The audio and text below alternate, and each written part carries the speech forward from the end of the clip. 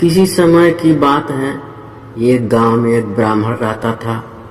उसकी माँ बहुत बूढ़ी हो गई थी।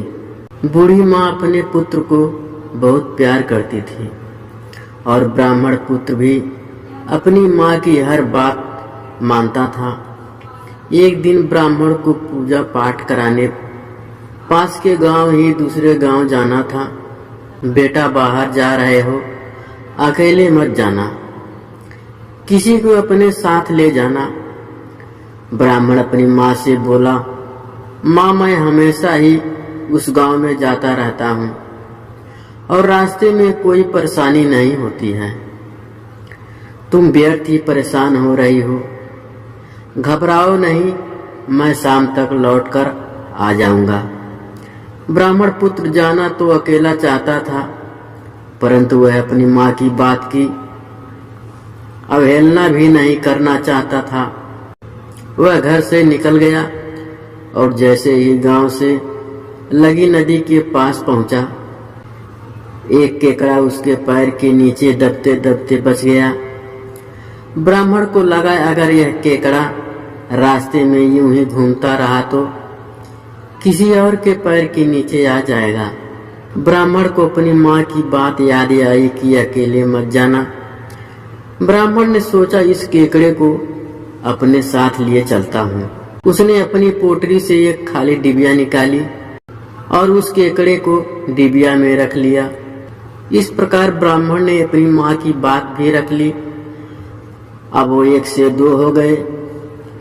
ब्राह्मण अपने रास्ते चल दिया और धूप बहुत तेज थी। चलते चलते ब्राह्मण थक गया तो आराम करने के लिए एक पुराने बड़े पेड़ के नीचे लेट गया। उसे कब नींद लग गई पता ही नहीं चला। उसी पेड़ के कोठरे में एक काला सांप रहता था। ब्राह्मण की पोटरी में पूजा पाठ की सामग्री थी, जिसे सुगंधित पूजा सामग्री की खुशबू आ रही थी।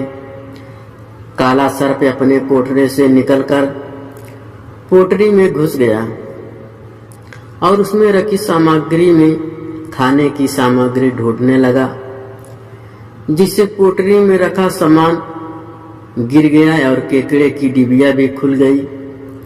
सांप जैसे ही केकड़े को खाने के लिए आगे बढ़ा, केकड़े ने अपने नुकीले डंक सांप की गर्दन में फंसाकर गड़ा दिए।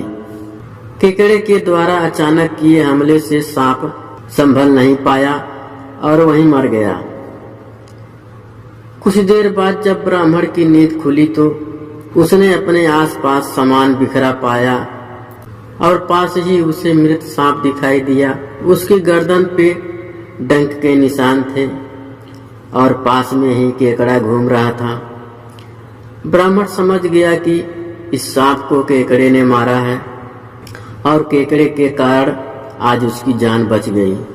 तभी उसने अपनी माँ की बात याद आई कि कहीं अकेले मत जाना।